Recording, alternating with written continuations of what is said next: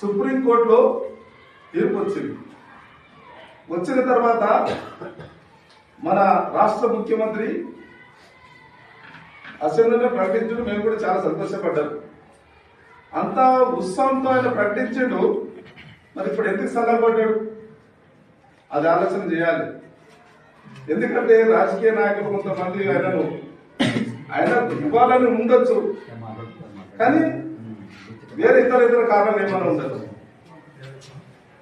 తెలంగాణ నగర పార్టీలో అటువంటి కానీ పెద్ద పెద్ద నాయకులు తెలంగాణ ఆంధ్ర వాళ్ళు ఎంతమంది అడ్డుకున్నా తెలంగాణ ఉద్యమం ఎవరు ఆపలేరు. తెలంగాణ ఎవరితో వచ్చింది? విద్యార్థులతో పోరాటం వల్ల వచ్చింది.